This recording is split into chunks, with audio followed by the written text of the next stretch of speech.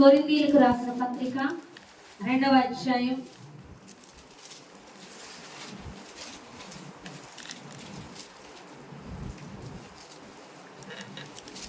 14వ వచనం. ప్రకృతి సంబంధమైన మనుష్యుడు దేవుని ఆత్మ విషయములను అంగీకరింపడు, అవి అతనికి వెరితనముగా ఉన్నవి. అవి ఆత్మానుభవము చేతనే వివేచింపదగును గనుక అతడు వాటిని గ్రహింపచాలడు. హల్లెలూయా. ప్రకృతి సంబంధి అయిన మనుష్యుడు దేవుని ఆత్మ విషయములను అంగీకరింపడు, అవి అతనికి వెర్రితనముగా ఉన్నవి. అవి ఆత్మానుభవము చేతనే గాని వివేచింపదగును గనుక అతడు వాటిని గ్రహింపచాలడు. ఆత్మ సంబంధి అయిన వాడు అన్నిటిని వివేచించను గాని అతడు ఎవరి చేతనైనను వివేచింపబడడు. హల్లెలూయా. చూడండి, ప్రకృతి సంబంధమైన మనుషునికి ఆత్మ సంబంధమైన విషయాలు అర్థమవు. ఆత్మ సంబంధమైన వానికి దేవుడు చేయుచున్నవి అర్థమవుతూ ఉంటాయి. దాని అర్థం ఏంటంటే, చూడండి, కొంతమంది జీవితాల్లో లోకపరమైన పనులు చేసేసుకుందామంటే కాన్సన్ట్రేషన్గా వినాలి. హల్లెలూయా. కాన్సన్ట్రేషన్గా ఎలా అంటే, ఇతరుల పనులు వాళ్ళు ఏమి స్టార్ట్ చేసినా, వాళ్ళు ఏం ఆలోచన చేసినా, వాళ్ళు ఏం తలపెట్టినా అన్నీ చక్కగా సక్సెస్ఫుల్గా జరిగిపోతూ ఉంటాయి. ఆత్మ సంబంధమైన వారికి ఆ విధంగా ఉండదు. అర్థమవుతుందా? సపోజ్ ఎవరికైనా పిల్లలు పుట్టలేదు అనుకోండి, మెడిసిన్ వాడితే పుట్టేయచ్చు, సరోగసి పద్ధతులు ఉన్నాయి, అవునా కాదా? IVFలు ఉన్నాయి, ఏవో ఉన్నాయి, అన్నీ చేసేసుకుంటూ ఉంటారు. అర్థమవుతుందా? పిల్లలు పుట్టేస్తారు, వాళ్ళకి ఈజీ. కొంతమంది ఎంతో లోబడుతూ ఉంటారు, పిల్లలు పుట్టరు, అవునా కదా? ఎందుకు పుట్టట్లేదు అంటే, వాళ్ళ జీవితాల్లో ఇది దేవుడు చేశాడు తప్ప ఇది ఎవరి వల్ల కాలేదు అన్న విషయం వారు గ్రహించినట్లుగా దేవుడు చేస్తాడు. అబ్రహామును చూసినట్లయితే 99 ఏళ్లకి పిల్లోడు పుట్టాడు. అర్థమవుతుందా? ఆ రోజుల్లో 60 ఏళ్ళకి 70 ఏళ్ళకి 60 ఏళ్ళ దాకా కూడా పుట్టే యొక్క బలం ఉండేది వాళ్ళకి. కానీ 99 ఏళ్ళకి అబ్రహాంకి పిల్లలు పుట్టారంటే అది అసాధ్యము. షారాకి అది అసాధ్యం. కానీ పుట్టారు అంటే ఇది ఎవరు చేసిన కార్యం అంటే 100% దేవుడు చేసిన కార్యమే. అది అబ్రహామే కాదు, వినుచున్న వారి హృదయాల్లో కూడా మీ ఎడల దేవుడు చేసిన కార్యమే. ఎందుకు దేవుడు చేసిన కార్యమే ఇది దేవుడే చేశాడని ఎందుకు అనిపిస్తున్నాడు అంటే, దేవుడు ఉన్నాడన్న ఉనికి నీకే కాదు, నిన్ను చూస్తున్న వారికి కూడా గ్రహింపు కలగాలి. నీ ద్వారా దేవుడు మహిమపరచుకోవాలనుకుంటున్నాడు. నీ ద్వారా నిన్ను చూచుచున్న వారికి నీ జీవితంలో ఆయన చేసిన కార్యాలు చూసినప్పుడు ఇది నీ వలన కాదు, ఇది దేవుడే చేశాడని వారు చెప్పుటే కాకుండా నీవు కూడా గ్రహించాలి. నీవు దేవుడు ఉన్నాడన్న ఉనికి తెలుసుకోవాలి, ఆయన మీద ఆధారపడాలి, ఆయన వెంబడించాలి, ఆయన ఏమై ఉన్నాడో తెలుసుకోవాలి, నువ్వు ప్రతిదీ కనుగొనాలి. ఆ విధంగా నేను నడిపించడం కొరకు నీ విషయంలోనే లేట్ అవుతుంది. లోక సంబంధాల విషయాల్లో లేట్లు అన్నీ సక్సెస్ఫుల్గా జరిగిపోతూ ఉంటాయి. వాళ్ళని చూసి నాకెందుకు జరగవు, వాళ్ళు చేసినట్టే నేను చేస్తున్నాను కదా అని నువ్వు సొంత ఆలోచనలు చేసి సొంత అడుగులు వేస్తే నీకు అవ్వదు పని, కానీ వాళ్ళకు అవుతుంది. వాళ్ళకి నీకు తేడా ఏంటి అంటే, నిన్ను దేవుడు కోరుకుంటున్నాడు, నీ ద్వారా దేవుడు పని చేయాలనుకుంటున్నాడు, నీ ద్వారా ఆయన్ని మహిమపరచుకోవాలనుకుంటున్నాడు. అందుకే లోక సంబంధులకి ఈజీ అయిపోయినట్లుగా నీకు ఈజీ కావడం లేదు ఏది. హల్లెలూయా. ఇతరులకి జాబులు ఈజీగా వచ్చేస్తాయి, ఇతరులకి ఈజీగా పెళ్ళిళ్ళు అయిపోతాయి, ఈజీగా చదువులు అయిపోతాయి, ఈజీగా మార్క్స్లు వచ్చేస్తాయి, చాలా ఈజీగా లైఫ్ వెళ్ళిపోతుంది. కానీ మన విషయం అలా కాదు. ప్రతి అడుగు కూడా దేవుడిని అడగాలి, దేవుడు చెప్పిందే చెయ్యాలి. ఎందుకు అంటే, నీ విషయంలో ప్రతి కార్యము దేవుడే చేసి ఉన్నాడు. ఇది నా శక్తి చేత కాదు, నా బలము చేత కాదు, దేవుని ఆత్మ ద్వారానే జరుగుతున్నదని నువ్వు తెలుసుకోవాలి. ఆత్మ నడిపింపుకు అప్పగించుకోవాలి. ఆత్మ చెప్పుతున్నది చేయాలి. ఆ విధంగా నీవు పరమునకు సిద్ధపడుతూ అనేకులు సిద్ధపరచాలన్న ఉద్దేశంతో దేవుడిని ఎడల కార్యం చేస్తున్నాడు. నువ్వు అనుకోవచ్చు, నువ్వు సొంత ఆలోచన చేసేయచ్చు. ఎగ్జాంపుల్, అబ్రహాం విషయంలో కూడా సారా సొంత ఆలోచన చేసిందా లేదా? ఏం చేసింది? హాగర్తో వెళ్ళు, నాకు ఎలాగో పిల్లలు పుడతలేదు అనే కదా, సొంత ఆలోచన చేసిందా లేదా? హాగర్తో వెళ్ళాను కానీ వెళ్ళిపోయాడు, ఇష్మాయిల్ పుట్టేశాడు. పుట్టేకి ఏం జరిగింది? ఇప్పటికి యుద్ధాలు జరుగుతున్నాయి అనే కదా. ఇస్సాకు సారా వలనైనా సంతానానికి, హాగర్ వలనైనా సంతానానికి కీచుడు అట్లే యుద్ధాలు, చంపుకుంటున్నారు ఒకరికొకరు. ఎవరి వల్ల వచ్చింది? దేవుడు అన్నాడు, సారా ద్వారా వచ్చిన గర్భం ద్వారా వచ్చిన బిడ్డనే నేను నా యొక్క నిబంధన జనాంగంగా నేను ఎన్నుకోబోతున్నానని దేవుడు చెప్పాడు. ఇక్కడ ఈయన ఏం చేశాడు? హాగర్తో వెళ్ళమన్నాదంట, వెళ్ళిపోయాడంట. ఎవడు చేయమన్నాడు? సొంత ఆలోచన.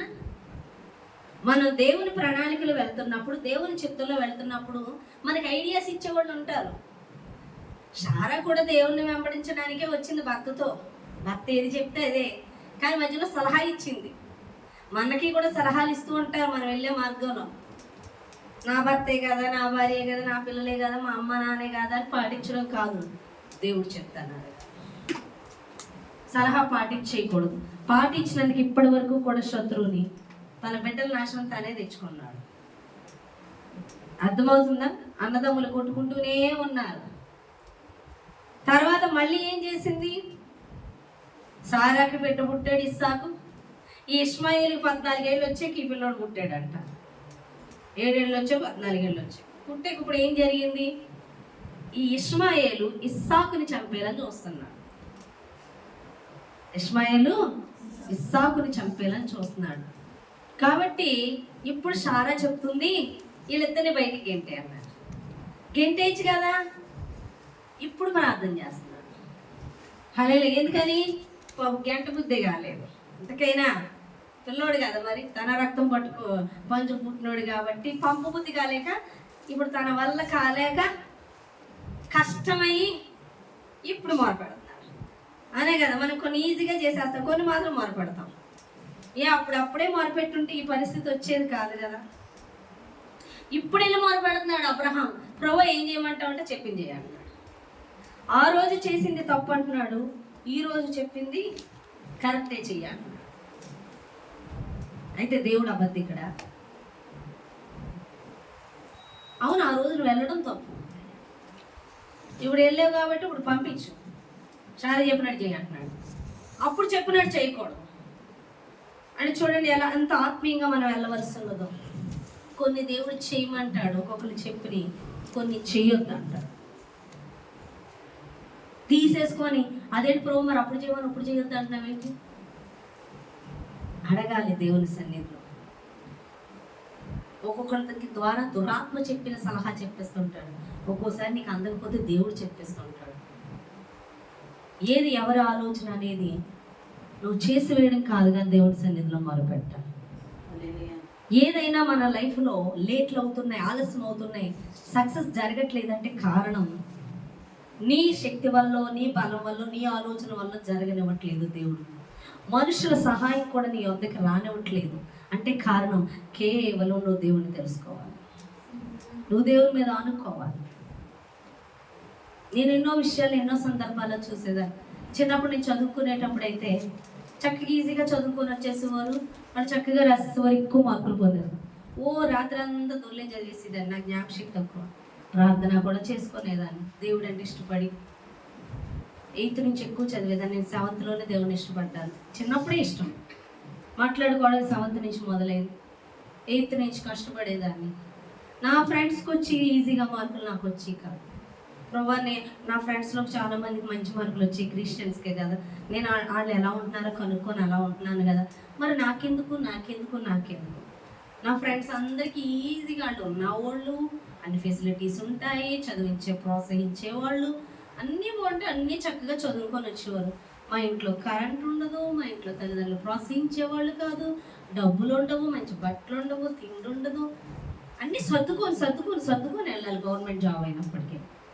చాలా ఇరుకులోంచి వెళ్ళేదాన్ని. నేను అనుకునే నన్ను చూస్తే చాలేట్లేదా ప్రభా, వాళ్ళకి అన్ని ఫెసిలిటీస్ ఉంటే వాళ్ళే దీవిస్తున్నావు, నేను బీదరాళ్ళు కదా, నన్ను దీవించవా, ఈ బీదతనాన్న చూసి దీవించవా అని అడిగేదాన్ని దేవుడు.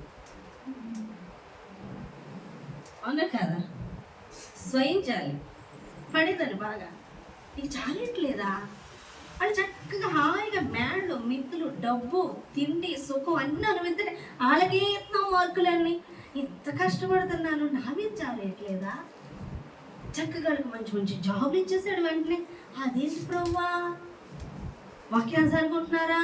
ఆహా ఉండరు, వాక్యాలు ఎత్తుక్కొని క్యాలెండర్లో చదువుతారు అంతే వాళ్ళు. మళ్ళీ అందులో కొంతమంది సేవకుల పిల్లలు కూడా ఉన్నారు, ఆ సేవకులు కూడా వాక్యానుసారమైన వాళ్ళు కాదు, నామకార్థ క్రైస్తవులు. వాళ్ళనేంటి ప్రభా దీవించేస్తున్నావు నన్నే అనేదాన్ని. నన్నే అంటే వాళ్ళు అప్పుడు అర్థమవుతుంది నాకు, వాళ్ళకి ధన్యత లేదు, వాళ్ళ ఆత్మలు వాళ్ళే రక్షించుకోలేని స్థితిలో ఉన్నారు. వాళ్ళ ఆత్మలకి వాళ్ళకే జీవం లేదు, పరిశుద్ధాత్మ లేదు, నిత్యరాజ్యం లేదు. కానీ నాకు నిత్యరాజ్యం ఇచ్చాడు, నాకు పరిశుద్ధాత్మని ఇచ్చాడు. వాళ్ళకి దేవుడు ఉన్నాడని ఉనికి లేదు. మా ఫ్రెండ్స్లో అయితే వాళ్ళ అమ్మ నాన్న క్రైస్తవులు. ఏమని తెలుసా, జాబ్ చేస్తూ సేవ చేసే పెళ్లి కొడుకు కావాలని వెతికివ్వరు మా ఫ్రెండ్కి సంబంధం. అదే పెద్ద గొప్పగా అనుకునేదాన్ని. ఇంత మంచోళ్ళమ్మ సేవ చేస్తూ జాబ్ చేద్దాం. నిజంగా నా ఆత్మీయ తల్లి దగ్గరికి వచ్చాక, ఏ సేవ చేస్తే వాడు పోషించలేడా, జాబ్ కావాలంటే దేవుడి మీద విశ్వాసం లేనట్టేగా, సగం సేవ సగం జాబ్ ఎట్లా లోకము దేవుడు కావాలా, అర్థమవుతుందా? తర్వాత లోతు ఎదిగాక అది ఎంత రాంగ్ ఆలోచన, అది దురాత్మ ఆలోచన. అది సేవ చేస్తూ జాబ్ చేయడం ఏంటి, అదేం కోరిక, దేవుడు పోషించలేడనేగా అర్థం, వాళ్ళకి విశ్వాసం లేదనేగా అర్థం. విశ్వాసం లేనప్పుడు అల్ప విశ్వాసులు అవిశ్వాసులు ఎక్కడికి వెళ్తారు? అప్పుడు ఆ పాయింట్ నాకు అర్థమయ్యేది కాదు. వాళ్ళు కరెక్టు, వాళ్ళని దీవించేస్తున్నాడు దేవుడు, నన్నే దీవించట్లేదు అనుకున్నాను, కానీ నిజమైన దీవెన నా దగ్గర ఉందని నాకు తెలియలేదు. వాళ్ళు దేవుని చూడటంలే, వాళ్ళు తమ బలమును తమ చదువును తమ శక్తిని తమ జ్ఞానమును తమ ధనమును చూసుకుంటున్నారు. నాకు దేవుడే దిక్కయ్యాడు. హల్లెలూయా, దేవుడే నా విషయంలో దేవుడే ఆధారం. ఎందుకంటే నేను ఉన్నాను అన్న ఉనికి నాకు చూపిస్తున్నాడు. నేను నిన్ను పోషిస్తాను, నిన్ను ఆదరిస్తాను, నేను నిన్ను లేవనెత్తుతాను. ఆయన ఏంటో నేను తెలుసుకోవడం మొదలు పెట్టాను. ఆయన పోషించేవాడే ఉన్నాడని, రక్షించేవాడే ఉన్నాడని, పరలోక రాజ్యమునకు చేర్చేవాడే ఉన్నాడని, ఆయన బలము మనుషుల బలము కన్నా గొప్పదని, ఆయన దీవెన మనుషుల దీవెన కన్నా, మనం చేసుకునే కష్టపడే సంపాదించుకునే దీవెన కన్నా ఆయన బాహుబలం గొప్పదని నేను చూసుకుంటూ వెళ్తున్నా. అవునా కదా? పెళ్లి చేసి పంపిస్తారు, అమ్మాయి చిన్న గొడవ వస్తుంది అత్తగారింట్లో, బెటాలియన్ మొత్తం బయలుదేరి వెళ్ళిపోతారు అక్కడికి. మమ్మీని కొడతారా, మమ్మీని తిడతారా, మమ్మీని ఒక్క మాట అంటే వేయలేదు. మనల్ని ఎవరైనా ఏమన్నంటే 10 మంది వచ్చేస్తారు ఫ్రెండ్స్ గట్ట. నా విషయంలో ఒకడు రాడు, సొంత అమ్మ పక్కన ఉన్న రాదు. అదే విచిత్రం అంటే అదంతే. దేవుని బాహుబలమే నా ఎడల పని చేయాలి, అది దేవుని ఉద్దేశమైనది. ఎవరు నన్ను పట్టించుకునేవారు కాదు. ఏంటి ప్రభువా అంటే, నా మీద దేవుని ప్రణాళిక, దేవుడు బాహుబలం ఎంత గొప్పదో నాకు దేవుడు చూపించుకొని వచ్చాడు. నీ తల్లిదండ్రులు కాదు నిన్ను కాపాడేది, నీ అన్నదమ్ములు కాదు నిన్ను చూసేది నేను. ఈరోజు 100% దేవుని మీద ఆనుకోవడానికి గల కారణం, దేవుడు ప్రతి విషయంలో నాకే ఎందుకు ఇలా జరుగుతుందంటే, నేనున్నానన్న తన ఉనికిని చూపించి దేవుడు తన కాపుదల ఏంటో నాకు చూపించున్నాడు. కాబట్టి ఈరోజు అటువంటి శ్రమలో ఉన్న వాళ్ళకి మనుషుల బలం గొప్పదా?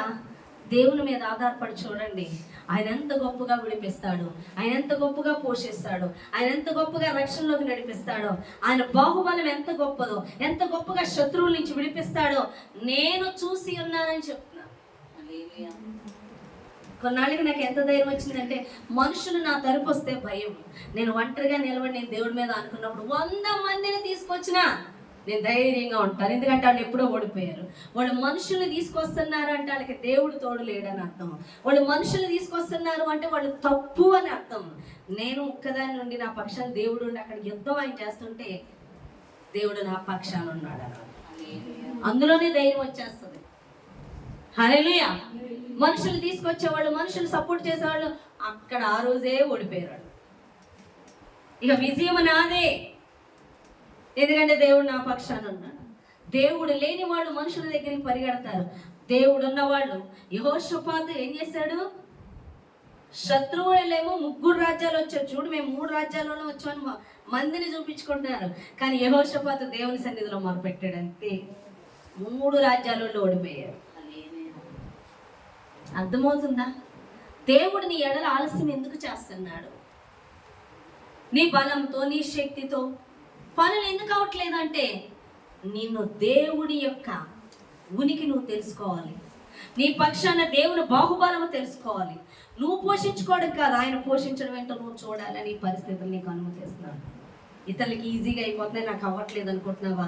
లేదు, నువ్వు దేవుని చేతిలో ఉన్నావు. నీకు నువ్వు చేసుకోవడం కాదు, ఆయన చేసి నీకు చూపిస్తాడు. ఆయన ఉన్నాడు అని నీకు తెలియాలి. ఆయన నిన్ను పోషిస్తాడు, నిన్ను ప్రేమిస్తాడు. నీ కోసం ప్రాణం పెట్టిన వాడు ఒకడు ఉన్నారు. నీ పాదము రాతికై నువ్వు తగలకుండా దేవదూతల చేత ఎత్తి పట్టుకునేవాడు ఒకరు ఉన్నారు. నీ కోసం మరణించిన వారు ఒకరు ఉన్నారు. నీ కోసం నిత్యరాజ్యం సిద్ధపరిచిన వారు ఉన్నారు.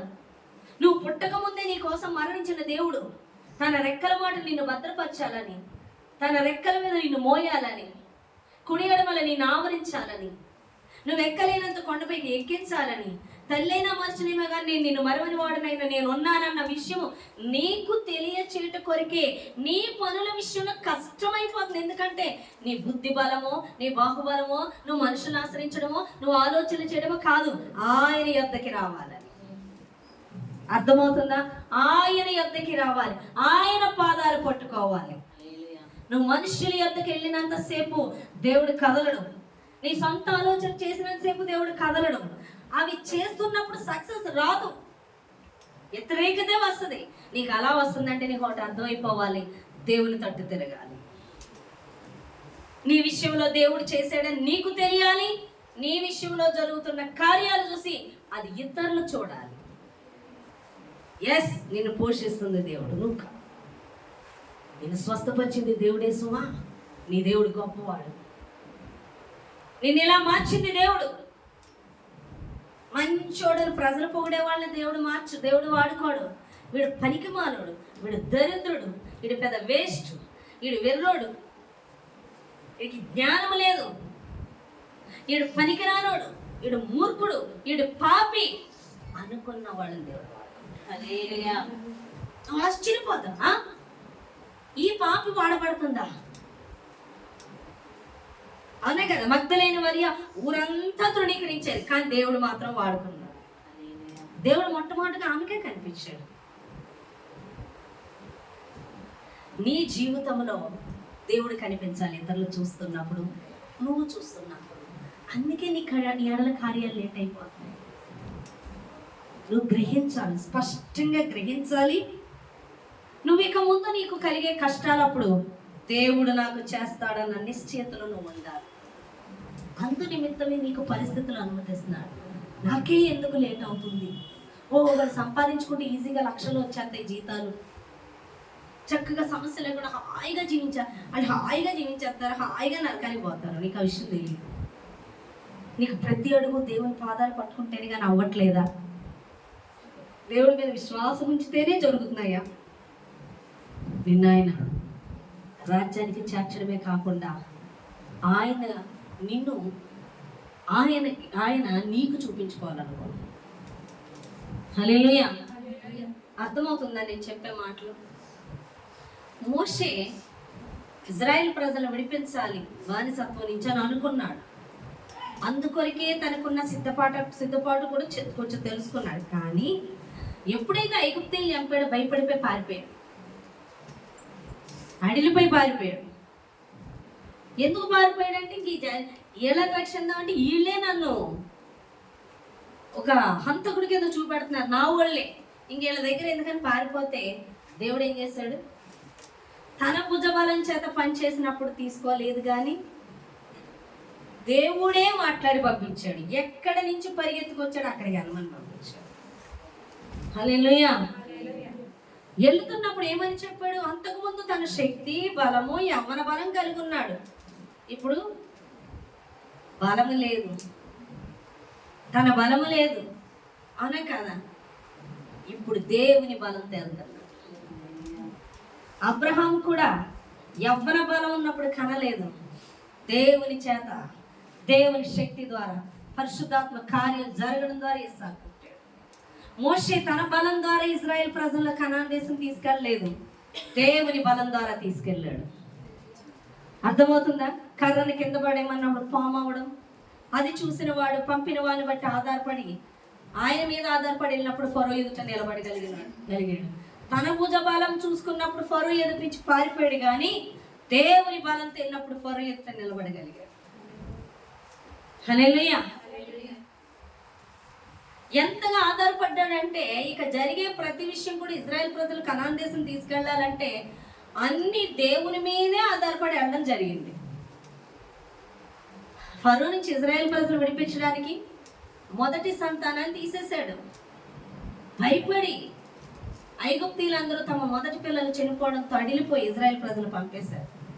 పంపిన వాళ్ళని మళ్ళీ ఎలా తీసుకెళ్ళాడు? కనాన్ చేసి ఎర్ర సముద్రం గుండా తీసుకెళ్ళాడు. ఎర్ర సముద్రాన్ని పాయలు చేసింది ఎవరో? దేవుడే. అరణ్యంలో వాళ్ళు పోషించింది ఎవరో? దేవుడే. తర్వాత అరణ్యం అయిపోయిన రాజ్యాల మీదకి వెళ్తున్నప్పుడు వారి మీద యుద్ధం చేసింది ఎవరో? దేవుడే. దూసరి కత్తితో నిలబడినప్పుడు యెహోషువ అడుగుతాడు, ఒక దేవదూత నిలబడితే, ఎవరి పక్షపు వాడువయ్యా నువ్వు? శత్రువుల పక్షపు వాడువా మా పక్షపు వాడువా అంటే, నేను యెహోవా పక్షపు వాడినని మాట్లాడుతున్నాను. దేవుని పక్షపు వాడినని. దేవుడే మీ పక్షాన్ని యుద్ధం జరిగించి విజయమిస్తున్నాడు. అంటే వాళ్ళకి ఆది నుంచి చివరి వరకు కనాను దేశం వెళ్లే వరకు కూడా, వెళ్ళిన తర్వాత కూడా వాళ్ళ మధ్య పనిచేసేది ఎవరు? దేవుడు. ఈ రోజు నీ లైఫ్ లో ఎవరు కనిపించాలంటే దేవుడు. అది నువ్వు చూడాలి, అనుభవించాలి. నా విషయంలో అయితే సమస్తము దేవుడే. మనుషులు ఎవరు నాకు పని చేయలేదు, ఎవరు. నా పోషణ దేవుడే చేశాడు, నన్ను ఇక్కడ నిలబెట్టింది దేవుడే, సంఘాన్ని నడిపిస్తుంది దేవుడే, నన్ను పోషిస్తుంది దేవుడే. శత్రువులు అనేకులుగా నా మీద లేచినప్పటికీ నన్ను కాపాడుతున్నది దేవుడే. నా విషయంలో ఏదైనా మీరు అడిగారంటే అది దేవుడే చేస్తున్నాడు, నా వల్ల అయితే ఏది కాదు. అది చూశాను, చూస్తున్నారు, చూసిన నేను ఇతరులకి చెప్పగలుగుతున్నాను. చూసిన వాళ్ళు కూడా చెప్పి వాళ్ళు కూడా ఆ ధైర్యమును కలిగి ఉండి నడుస్తున్నారు. మన ఆత్మీయ తల్లిని నడిపిన దేవుడు మనల్ని నడిపించడా? మన ఆత్మీయ తల్లిని పోషించిన దేవుడు మనల్ని పోషించడా?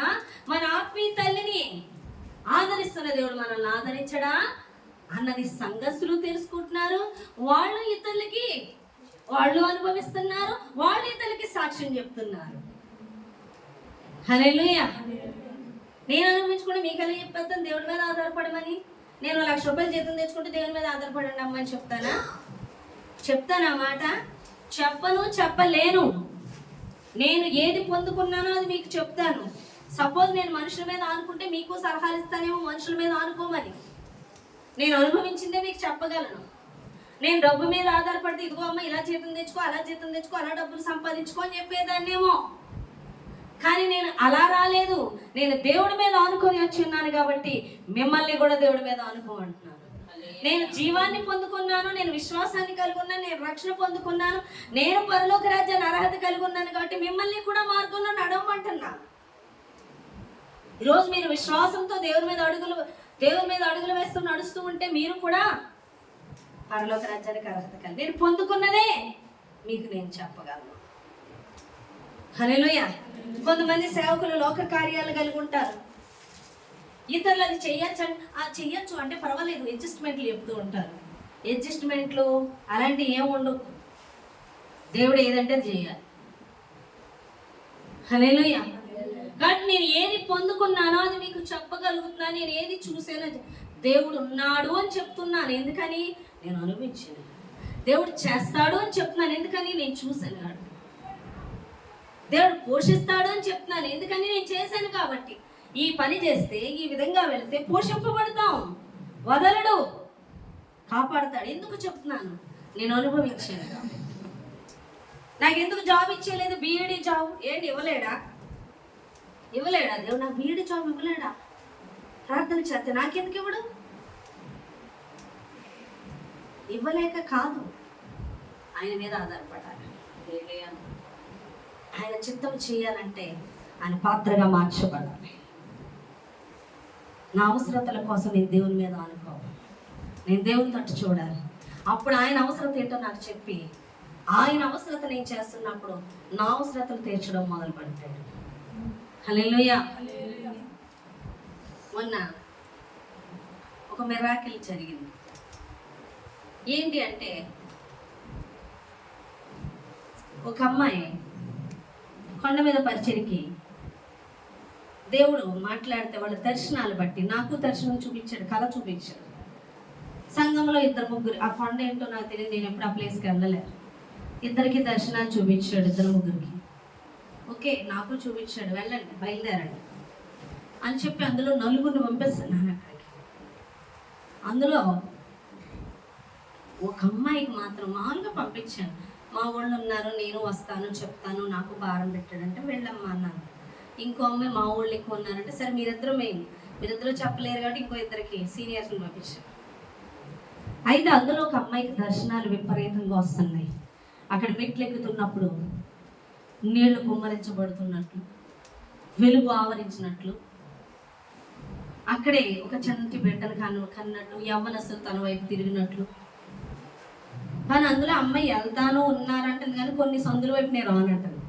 ఏంటమ్మా విషయం అంటే, తనకి వివాహం అయ్యి విడిపోయి వాళ్ళ అత్తగారి సంబంధాలు, వాళ్ళ చుట్టాలు అక్కడ ఉన్నారంట. ఆ మధ్య వచ్చిన గొడవలను బట్టి మనకి ఎప్పుడైతే కోపం వస్తుందో వాళ్ళ మీద గొడవలు వచ్చినప్పుడు వాళ్ళకి దూరంగా వెళ్ళిపోవాలనుకుంటాం. ఎందుకంటే వాళ్ళ మాటలు, వాళ్ళ ఇది చేసిన దాన్ని బట్టి మనల్ని గాయపరిస్తే వాళ్ళకి దూరంగా వెళ్ళిపోవాలనుకుంటాం. ఆ అమ్మాయి అంటే ఆ వీధులకు రాను అంటాం. కానీ దేవుడు అక్కడే చూపిస్తున్నాడు, ఏ వీధులకి వెళ్ళాలంటే ఆ వీధులకి వెళ్ళమంటాడు. తప్పించుకోవడానికి చూస్తుంది, వస్తుంది, పర్వాలేదంటే 1-2 సార్లు వెళ్ళింది, కానీ మళ్ళీ రావడానికి అమ్మాయికి ఇష్టం ఉండట్లేదు. తర్వాత ఒంట్లో బాగుంటలేదు అమ్మాయికి. ఒక రోజు సిస్టర్ గారు నాకు ఒంట్లో బాగుంటలేదు, ప్రే చేయండి అంటే సరే అన్నా. ఈలోపు ఏదో పాట ఎవరో సాక్ష్యమో వాక్యమో చెప్తూ ఉంటే సాక్ష్యం నేను వింటూ ఉండగా అమ్మాయిని అలా చూస్తుంటే దేవుడు మాట్లాడాడు.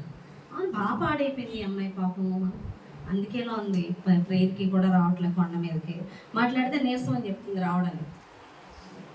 సరే ప్రేయర్ చేద్దాను, పరిశుద్ధాత్మ నాతో మాట్లాడుతున్నాను. ఏమనంటే, ఈ అమ్మాయికి రోగము శరీరంలో ఉన్నదాన్ని బట్టి రాలా, అందుకు కొండ మీదకి వెళ్ళలేకపోవట్లేదు, కొండ మీదకి ఎల్లకే వచ్చింది రోగం అని చెప్పాడు. సాతాను తన మీద దాడి చేస్తున్నాడు. ఎప్పుడైతే దేవుని మాటకు లోబడలేదో అపవాది దాడి చేస్తున్నాడు. అక్కడ మ్యాటర్ అది అని చెప్పాడు. ప్రేయర్ అయిపోయి దగ్గరికి వచ్చాక నేను అన్నాను, అరే నువ్వు పరిచయకి వెళ్ళట్లేదు, నాకు నీరసం అని వంకెట్టు మానేస్తున్నావు, అసలు ఆ నీరసం వచ్చిందే నువ్వు కొండ మీదకి వెళ్ళకూడదని 1-2 సార్లు తప్పించుకున్నా, ఇంక అటాక్ అయింది కాబట్టి నువ్వు పాపక్షమాపణ అడిగి దేవునికి లోబడు, ఖచ్చితంగా రోగం నీకు, ఆ నీరసం అనేది, ఆ బలహీనత అనేది నీకు పోతుందని చెప్పాడు. అందుకే వచ్చిందని దేవుడు మాట్లాడుతున్నాడు. నువ్వు భయపడకు, నీకు అప్పగించాడు, ఎల్లు, చెప్పిన వాడిని చూసి ఎల్లు నువ్వు దేవుడిని అన్నాడు. వెళ్ళిందండి, 1 వీకే ఆరోగ్యం సెట్ అయిపోయింది, బాగుంది. హల్లెలూయా. ఇక నేను దేవునికి లోపడతానే వెళ్తానని చెప్పాను. మొన్న ఒక అమ్మాయికి పరిచర్య చేస్తానంటుంది, కానీ చక్కగా బలంగానే యాక్టివ్గా వచ్చింది, కానీ మాట్లాడితే నీరసమని పడుకుని పోతుంది. నీరసం చివరికి సండే ప్రేయర్ రావడానికి కూడా నీరసమని పడుకుని పోతుంది. మళ్ళీ వెళ్తుంది, మళ్ళీ నీరసమని పడుకుంటుంది. ఎందుకు అలా అమ్మాయి, ఎందుకు అంటే దేవుడు మాట్లాడాడు. తన చేతికున్నది, తన ముక్కుకున్నది 100% అపవాది సంబంధం. చెప్పాను అందరికీ, ఆ అమ్మాయి కూడా డైరెక్ట్ చెప్పాను ఇందువల్లే. చెప్పినప్పుడు ఆ అమ్మాయి సరే తీసివేసింది. ఆ అమ్మాయికి వెంటనే హెల్త్ సెట్ అయింది, ఆరోగ్యం బాగుంది. అదే సమయంలో ఈ అమ్మాయి చెప్తుంది, ముక్కు మీద అదేదో మచ్చ వస్తే ఇది తీసివేయమని చెప్పానంట. చెప్పక తగ్గింది. నాకు అమ్మగారు చెప్పేవాళ్ళు. సరే అని ఊరుకున్నాను. నిన్న శుక్రవారం అమ్మాయి వచ్చి మొత్తం అన్నీ తీసి, ఏంట్రా సమర్పణ కాదు మమ్మీ గారు, అవసరమయ్యి తాకట్లోకి వెళ్ళారు. ఓకే ఓకే అని చెప్పి నేను ప్రేర్ చేస్తాను అనుకున్నాను. ఈరోజు నిన్న శనివారం హౌస్ విజిటింగ్ కొండ మీదకి వెళ్ళాలిరా అంటే వస్తున్నానని చెప్పింది. 6ంటికి చెప్పింది, 7:30 అయినా రా. 7:30 ఫోన్ చేస్తే వస్తాను కానీ ఇవాళ మరి రాఖీ పండగ ఎవరు ఉండరు, ఎవరు చందరు, వంకలు ఏవో చెప్తుంది. అవన్నీ నీకెందుకురా, నువ్వు చేసే పనికి నువ్వు వెళ్ళంటే కాదు మమ్మీ గారు ఇలా ఉంటుంది అలా ఉంటుంది అని చెప్పు. నువ్వు దేవునికి లోబడతావా, లోబడంటే లోబడతాను, సరే వెళ్ళాను. శవానాకు ఫోన్ చేసి హౌస్ విజిటింగ్ అయిపోయినట్టు అమ్మాయిని నా దగ్గరికి తీసుకురమ్మని నేను ఆలోచిస్తూ ఉంటే వెంటనే అమ్మాయి రూపం కనిపించింది నా కంటికి. ఓహో ఇవన్నీ తీసిందిగా వెళ్ళని భయపడుతుందేమో మీ అమ్మాయి, క్వశ్చన్ వేస్తారేమో ఎవరైనా అని భయపడుతున్నట్టుంది అని అనుకొని గుర్తొచ్చి నేను ఊరుకున్నాను. సరే వచ్చింది, వచ్చాక నవ్వుతూ వస్తుంది, కూర్చుంది.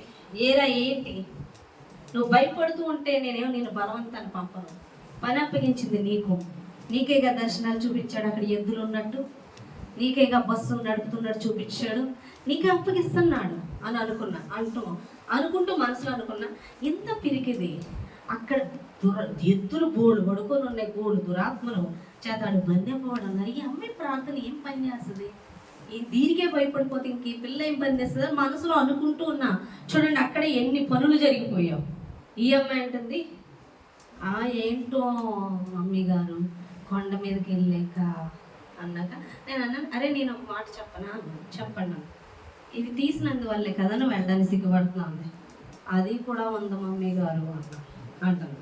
అయినా ఎందుకు నేను సమర్పించేసుకున్నాను సమర్పించేసుకున్నాను. అక్కడ ఒక ఆవిడ కొండ మీద అడిగితే ఏంటి అది తీస్తామంటే నేను సమర్పించేసుకున్నాను అన్నాను. దేవుడు పలికించాడు, ఇంక నేను సమర్పించేసుకుంటున్నాను అన్నాను. హల్లెలూయా అనుకొని వింటున్నానండి.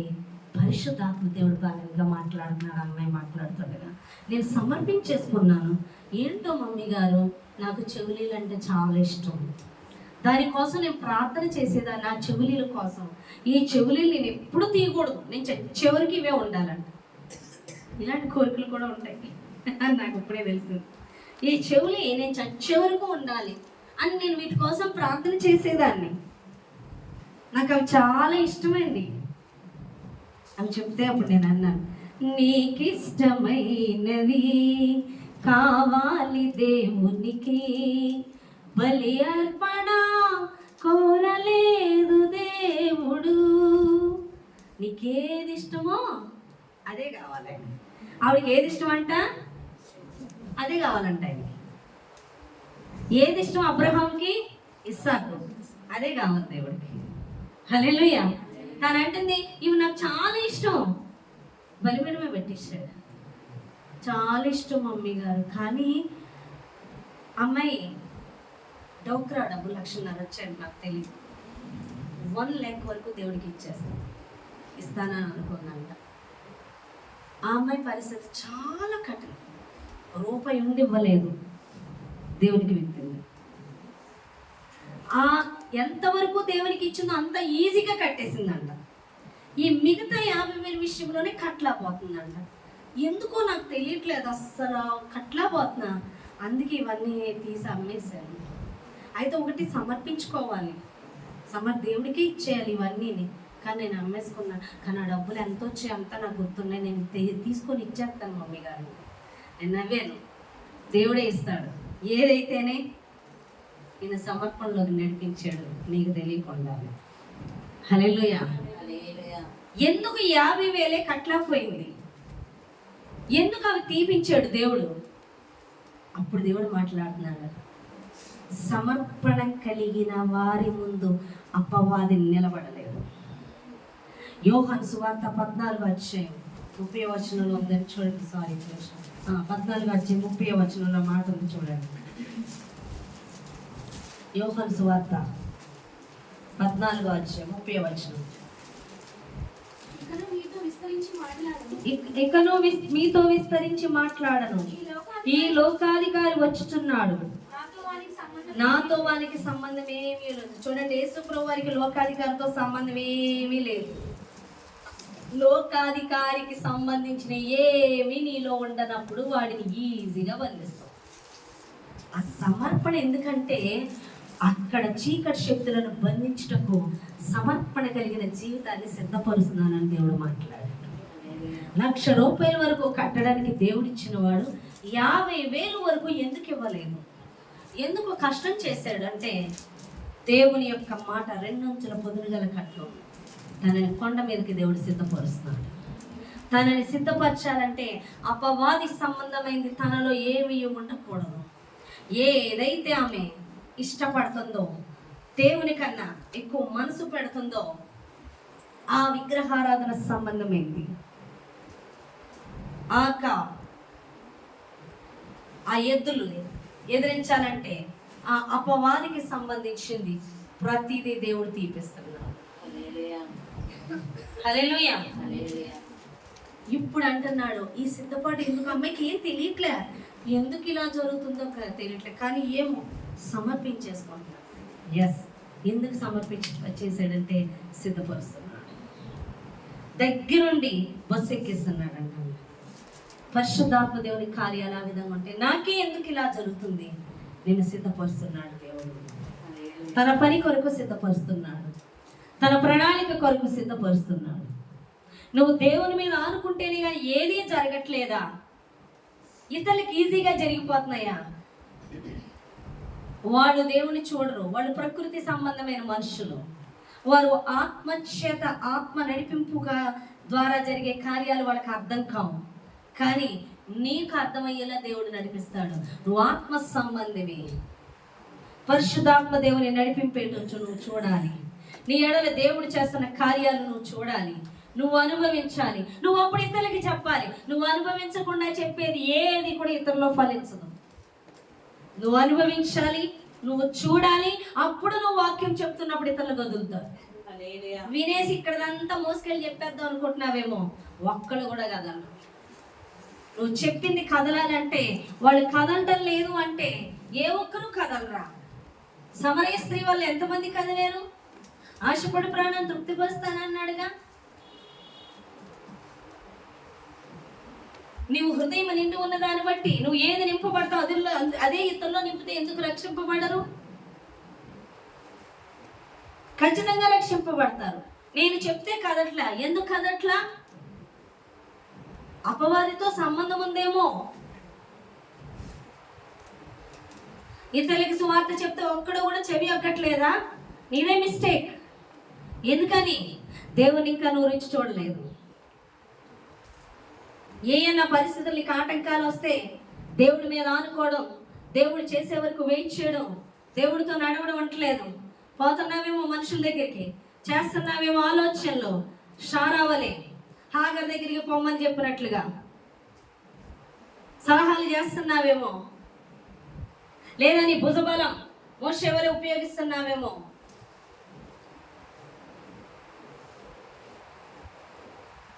మనుషుల బలం చూసుకుంటున్నావేమో.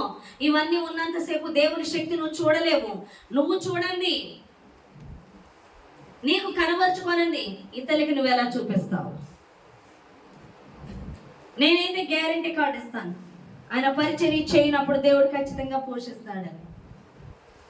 ఎందుకంటే అనుభవిస్తున్నాను. నేను అనుభవించకుండా చెప్తుంది ఎవరిలోని ఫలించదు ఎవరో ఎన్నారు చెప్పేవారే గాడు. అవునా కదా?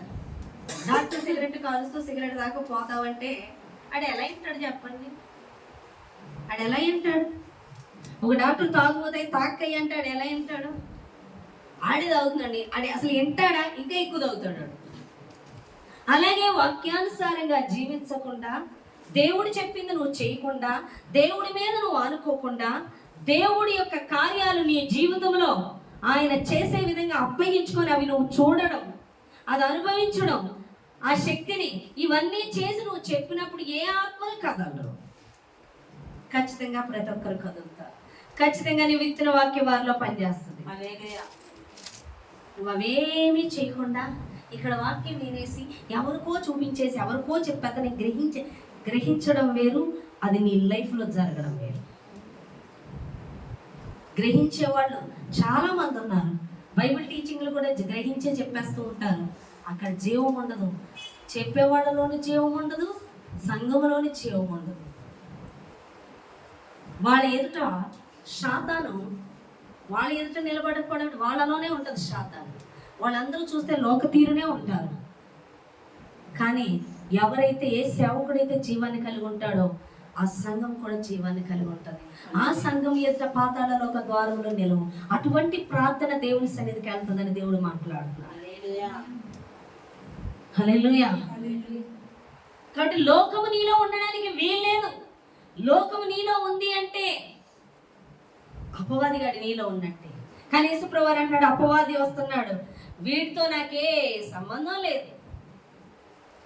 చెప్పగలవా? అపవాదితో నాకే సంబంధం లేదని చెప్పగలవా? చెప్పాలి. అపవాది చక్కగా సులువుగా చిక్కులు పెట్టి పాపల పడగొడుతుంది అంతే. అపవాది సంబంధమైంది ఏమీ లేనప్పుడు అపవాదిని ఎదిరించి పాత్రలుగా మనం సిద్ధపడతాం. కాబట్టి సంఘంలో నువ్వు అనుకుంటున్నావు అందరికీ బాగా జరిగిపోతున్నాయి ప్రభా, అడిగిందల్లా ఇచ్చేస్తున్నావు, కోరిందల్లా ఇచ్చేస్తున్నావు, వెంటనే వాళ్ళు కష్టపడక్కర్లేదు, నేనైతే ఏడవాలి, ఉపవాసం ఉండాలి, ప్రార్థన చెయ్యాలి, నీ మీద అనుకోవాలి. వాళ్ళ చక్కగా చూడు, లోన్లు వచ్చేస్తున్నాయి, ₹1,00,000, వాళ్ళ అమ్మ బాబు సహాయం చేసేస్తుంటారు, అనే కదా అన్నీ లాభాలే. నేను మొన్న ఎప్పుడున్నప్పుడు జోషి మాట చెప్తున్నాను, అమ్మ ఆ షాప్ పెట్టినాడు చూడాలి, ఆ స్టోర్ వాళ్ళు నేను సరిగ్గా చూడలేదు ఏమన్నా.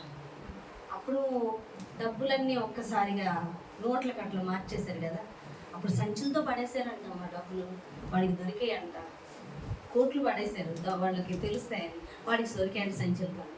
అప్పుడు మనం విన్నాడు, మనకి ఏమనుకుంటుంది, అదృష్టవంతురా డబ్బు కట్టన్నా మనకు దొరుకుతుంది బాగుంటుంది అనుకుంటావా లేదా? ప్రతి ఒక్కరు నా ఒక్క గట్ట దొరికితే అప్పులు తీరిపోను, అంత మేడ అక్కర్లేదు, కానీ అంత బిజినెస్ అక్కర్లేదు, ఒక కట్ట దొరికితే మా అప్పులన్నీ తీరిపోను కదా, మా అవసరాలన్నీ తీరిపోను కదా, అనే కదా. ఒక కట్టబడి ఉంటే పోను కదా. ఏ కట్టలకు మించిన దేవుడు లేడా నీ అవసరాలు తీర్చడానికి? విశ్వాసం లేకపోవడమే కదా. నీకు ఇవ్వలేడా? ఆ కట్టలు తీసుకున్నవాడికి జీవం లేదు, అడగలేదు నరకానికి.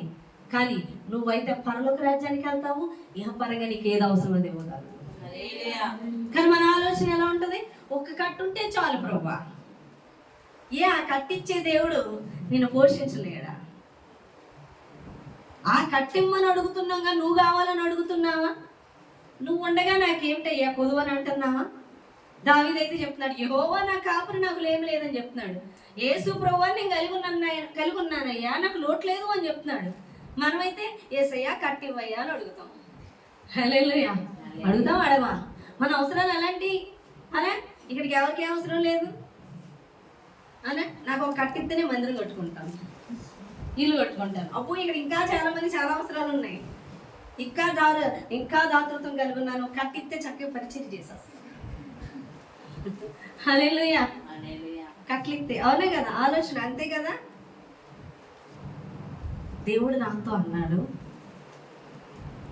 నా ద్వారా ప్రతిదీ. కొన్ని ఆలోచనలు కూడా శాతం నాకు చేయించింది, చక్కగా చేసేది. మేము కాలనీలో ఉన్నప్పుడు మేడ మీద 3వ అంతస్తులోకి రావాలి, కిందకి గొడవ తొక్కేస్తున్నారు, మెట్లు తొక్కేస్తున్నారంటే వెంటనే సంఘంలో నా కుడి పూజంగా ఉన్నాడు, వదిన మనమందరం డబ్బులు వేసేసుకోవచ్చు, ఒక ఇల్లు కొనేసుకోవచ్చు. ఎవరిస్తారు? నేనున్నా, నీకెందుకు? ఫోన్ మీరెంత ఇచ్చాను కలెక్ట్ చేసింది. అందులో ఆవిడ ఇచ్చేది తక్కువ, అందరి చేత పోగు చేసేది ఎక్కువ. అర్థమైందా? యాక్సెప్ట్ చేయలేదు దేవుడు, పని అవ్వలా. ఇవిడు ఏమంటుంది, అందరు ఇచ్చిన ఇవిడు ఇచ్చినట్టుగా నా మీద కేసు. హల్లెలూయా. ఆవిడ తీసేసుకుంది, నేను తీసుకున్నానా? దేవుడికి ఇచ్చినవి అడుగుతావా? యెహోవా యుద్ధం చేస్తాడు. మరింత పాపం. సలహా, ఒక ఇల్లు కొనడానికి వెళ్తుంటే మమ్మీ గారు అంటే తన సలహా అస్సలు తీసుకోవద్దు అంటే నేను ఆలోచన, నాకు తెలియదు దేవుడు ఏం చేస్తాడు. ఏమీ చేయలేదు, కదలలేదు, ఎలా వచ్చి అలా పోయేది. మనుషుల ఆలోచనలు అనేకములు, యెహోవా ఆలోచనలు స్థిరం, సదాకాలం నిలిచేది. మందిర విషయంలో నీకెందుకు? నేను ఇస్తాను. నేను ఆయన బాహుబలం చూడాలి, మనుషుల బాహుబలం కాదు. అర్థమవుతుంది? మేము చేసేస్తాం, మీకెందుకు? మీరు కూర్చోండి. ఎందుకంటే ఇక్కడ కాలనీలో మేము చక్క పెట్టేస్తాం, అది కాలనీలో ఉంచలేదు, బయటికి తీసుకొచ్చాడు. హల్లెలూయా. ప్లానింగ్స్, మనుషుల ప్లానింగ్ ఎలా ఉంటుందంటే అది యెహోవా చెప్పిన సలహా కిందే ఉంటుంది. చాలా జాగ్రత్తగా వెళ్ళాలి. దేవుడు అన్నాడు, మనుషులు ఇచ్చేవాటితో కాదు, నేను ఇస్తాను. దేవుడు మాట్లాడాడు, నేను వదిలేశాను దేవుడికి. సంఘం ఇచ్చింది నువ్వు, పిలిచింది నువ్వు, నడిపించింది నువ్వు, అది ఇచ్చేది కూడా నువ్వే. ప్రార్థన వరకే నా పని, సహాయం చేయవాడు దేవుడు. ఒక్క ఆలోచన చేయడానికన్నా గడగడలాడిపోతున్నాం. ఎందుకంటే మా ఆలోచన దేవుని యొక్క నడిపింపుకి, దేవుని యొక్క ఉద్దేశానికి, దేవుని యొక్క దర్శనానికి, దేవుని యొక్క ప్రణాళికి ఎక్కడ ఆటంకం అవుతుందో. సారేపు ఎప్పుడో పిల్లల్ని చోట ఇయర్స్ లేట్ ఈ ఇష్మాయిల్ వల్లే చేసుకున్నాడు అబ్రహాం. మనుషులు ఆలోచన చేసుకుంటూ దేవుడిచ్చే ఆశీర్వాదానికి ఇంకొంచెం లేట్ నువ్వు చేసుకోవద్దని దేవుడు మాట్లాడుతున్నాడు. కాబట్టి నీ పనులు అవ్వట్లేదు, నాకు ఎందుకు లేట్ అయిపోతుంది, నాకు ఎందుకు జరగట్లేదు, అందరికీ జరుగుతున్నాయి అంటే నువ్వు చూడాలి దేవుని శక్తి ఏంటో. దేవుడు నిన్ను ఎలా కాపాడుతాడో, ఎలా పోషిస్తాడో, ఎలా ఆశీర్వదిస్తాడో నువ్వు యెహోవాను రుచి చూచి ఉత్తముడు. రుచి అంటే నాకు దామెలాగా రుచి చూచి ఎరగడం అంటే నీ ఏడల చేస్తున్న కార్యాలు నువ్వు చూడటమే రుచి చూడటం. నువ్వు చూడాలి, నువ్వు చెప్పాలి. హల్లెలూయా. మీకు వస్తున్న శ్రమలన్నీ కూడా స్టార్టింగ్లో చాలా మంది చెప్పినప్పుడు నేను విశ్వాసాన్ని పుంజుకొని అడిగేదాన్ని స్టార్టింగ్లో. ఇప్పుడు నేను చెప్తాను, దేవుడు చేస్తాడంతే. హల్లెలూయా. కాబట్టి నీ లైఫ్లో నువ్వు సొంత ఆలోచనలు చేసేసుకుంటూ, అన్ని పనులు జరిగించేసుకుంటూ, దేవుడు జరగనివ్వకుండా, దేవుని బాహు చూడకుండా నువ్వే ఆటంకంగా ఉంటున్నావేమో. నువ్వు ఎంత చేసిన ఆలోచన నీకు వ్యతిరేకం అవుతుందేమో. ఎంత నీ శ్రమ, నీ ఆలోచన, నీ బుద్ధి బలం, నీ జ్ఞాన బలం, నీ మనుషుల బలం పనిచేయట్లేదేమో. సరెండర్ అవు దేవునికి. దేవుడు నీకేదో చెప్పబోతున్నాడు. దేవుడు నీ ద్వారా ఏదో చేయబోతున్నాడు. నీకు ఆయన చెప్పేది వినాలి అంటే నీ లైఫ్లో నీకు ఎంచక్కా జరిగిపోతుంటే నువ్వు మోకాళ్ళు వేసి ఆయన చెప్పేదానికి చెవి అవ్వు. నీకు ఎప్పుడైతే శ్రమ, ఆర్థిక ఇబ్బందుల ద్వారా, ఏ విషయాల ద్వారా, శ్రమల ద్వారా, రోగాల ద్వారా వస్తున్నాయి, నిన్ను బ్రేక్ వేస్తున్నాడు. ఆయన పాదాలు పట్టుకుంటేనే కానీ నీకు జరగట్లేదంటే నీ విషయంలో ఆయన చేసిన అద్భుతాలు చూసినప్పుడు, నీకు యెహోవా ఉన్నాడని ఆయన మీద విశ్వాసం ఉంచి ఆయన మాటకు చెవి ఎక్కుతున్నప్పుడు, నీ ద్వారా ఆయన ఏం జరిగించుకోవాలనుకుంటున్నాడో, ఎంత నిమిత్తం ఇక్కడికి నడిపించున్నాడో, ఎంత నిమిత్తం నీ విషయంలో ఆయన కలుగజేసుకొని తన ఉనికిని నీకు బయలుపరుచుకుంటున్నాడో వివరిస్తాడు. అబ్రహాంతో అన్నాడు, నీకు పిల్లలు లేరా? నువ్వు ఆకాశంలో చుక్కలు లెక్క పెట్టగలవా? అంత విస్తారమైన జనాంగాన్ని ఇస్తాను. ఎందుకు? ఒక నిబంధన జనాంగం తీసుకొస్తున్నాడు అబ్రహాం ద్వారా. ఎందుకంటే రేపు తన లోకరక్షకుడికి లోకానికి రావడానికి. ఆ పని కొరకు ఇక్కడ అబ్రహాముని పిలుచుకొని నీకు పిల్లల్ని ఇస్తాను, బయలుదేరా అన్నాడు. ఈరోజు ఏ పని కొరకు నీ ద్వారాలు మూసివేయబడి ఉన్నాయో అవి తెరుస్తాను, నువ్వు నా వెంబడి రాని దేవుడు మాట్లాడుతున్నాడు. అర్థమవుతుందా నీకు? నా విషయాల్లో డోర్స్ మూసివేయబడ్డాయి, జాబ్ విషయం కానీ చాలా విషయాల్లో. ఏంటి ప్రభు అంటే నేను ఇస్తాను. విషయం ఏంటంటే నువ్వు సువార్త ప్రకటించాలి. అలాగే అబ్రహాంకి నీకు ఇస్తాను పిల్లల్ని, నీ జనాంగంలోంచి నేను రావాలి. హల్లెలూయా. అర్థమవుతుందా? ఈ రోజు నీ పనులు ఆగిపోతున్నాయా? సక్సెస్ లేదా, విజయం లేదా, నీ జ్ఞానం ఉపయోగించావు, నీ శక్తిని ఉపయోగించావు, నీ బలమును ఉపయోగించావు, నీ వల్ల ఏది కావట్లేదు, దేవుడి మీద అనుకుంటున్నావు. దేవుడు అంటున్నాడు, నేను ఇస్తాను రా. ఎందుకు? నీ పని ఉంటుంది అక్కడ. హల్లెలూయా. నీ ద్వారా జరిగించుకోవాల్సిన పని ఉంది. నీ పాత్ర నాకు కావాలి. నువ్వు దేవుని మీద అనుకుంటేనే జరుగుతున్నాయా? దేవుడి మీద ప్రార్థన చేస్తేనే, నువ్వు సరి చేసుకుంటేనే, లోబడితేనే అవుతున్నాయా? ఆయన శక్తి ఏంటో చూపిస్తున్నాడా? ఆయన బలం ఏంటో చూపిస్తున్నాడా? నీ పని ఉంది, రమ్మని దేవుడు మాట్లాడుతున్నాడు. హల్లెలూయా. ఎంతమందికి అర్థమైంది? కాబట్టి పరిచయం దేవుడి సన్నిధికి వచ్చి ఏమైపోతుంది నా పరిస్థితి, గందరగోళం ఉందని భయపడకో. దేవుడి వైపు చూడు, దేవుడి మీద అనుకో. ఆయన బాహుబలం ఎంత గొప్పదో నీకు చూపిస్తాడు. దావీదు అంటున్నాడు, ప్రభువా నీ బలమును నీ ప్రభావమును చూడాలని నేను ఆశపడుతున్నాను, అవి చూసేలాగా నా కన్నులు తెరువు అని అడుగుతున్నాను. ప్రతి దినం ఆయన బలం మీద, ఆయన ఆత్మ మీద, ఆయన నడిపింపు మీద ఆనుకొని వెళ్ళు. నీ జీవితంలో విజయమే కాదు, అనేకులు నా మార్గంలో నడిపించగలిగే పాత్రగా నువ్వు ఉంటావని దేవుడు మాట్లాడుతున్నాడు. ఈ చిన్న మాటలు దేవుడు దీవించి ఆశీర్వదించును గాక. ఆమేన్.